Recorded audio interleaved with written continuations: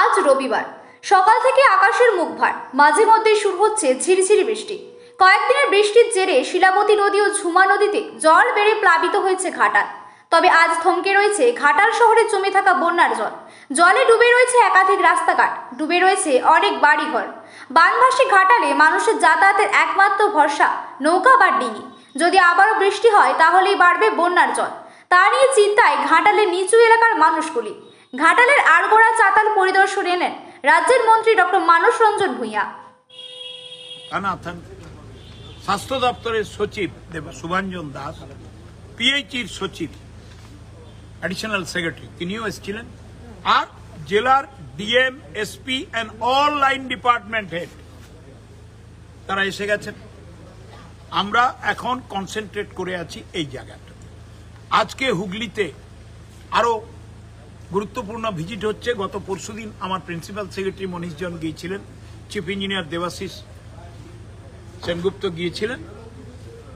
আজকেও মন্ত্রিসভার সদস্যরা যাচ্ছেন, আমি শুনেছি ফিরোজ হাকিম যাবেন 3টার সময়, মিটিং আছে। আমরা এই যে ডিভিসি জলটা আমাদের সঙ্গে চুক্তি করলো, এক ছাড়ার কথা 60,000, ছেড়ে দিল 71,000। Tenughat, Panchet, Maithon, combined discharge, Durgapur barrage আমরা ক্যালিব্রেটেড টাইমিংস এন্ড অ্যামাউন্ট করে দিয়েছিলাম।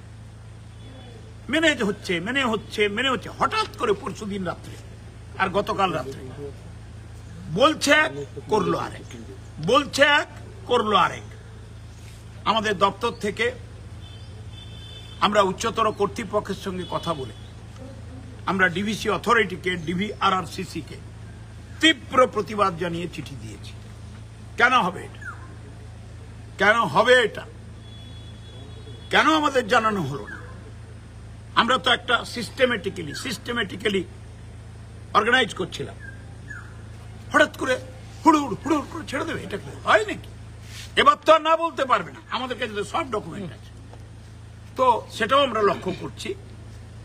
একটাই কথা মুখ্যমন্ত্রী আমাদের মাধ্যমে আপনাদের এবং মানুষকে বলতে বলেছেন যে দুঃখ করবেন না, কষ্ট করবেন না, সরকার আপনাদের পাশে আছে, কেউ বসে থাকবে না।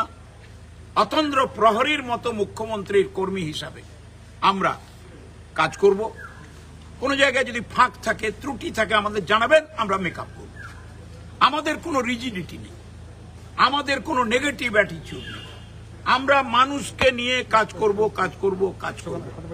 আপনাদেরও সাহায্য চাই, আপনাদেরও সাহায্য চাই। দাদা, একটা ছোট্ট প্রশ্ন, যে জেলায় এই হঠাৎ বন্যায় কোন এলাকা সব থেকে বেশি ক্ষতিগ্রস্ত হয়েছে? দেখুন, এটা তো অ্যাসেসমেন্ট চলছে। চন্দ্রকোনা 1-2 ক্ষতি হয়েছে, ঘাটালও ক্ষতি হয়েছে, গড়বেতারও 1-2 সেখানেও ধাক্কা খেয়েছে। এটা আমরা অ্যাসেস করে চলেছি, আমরা নিশ্চয়ই আপনাদের জানিয়ে দেব।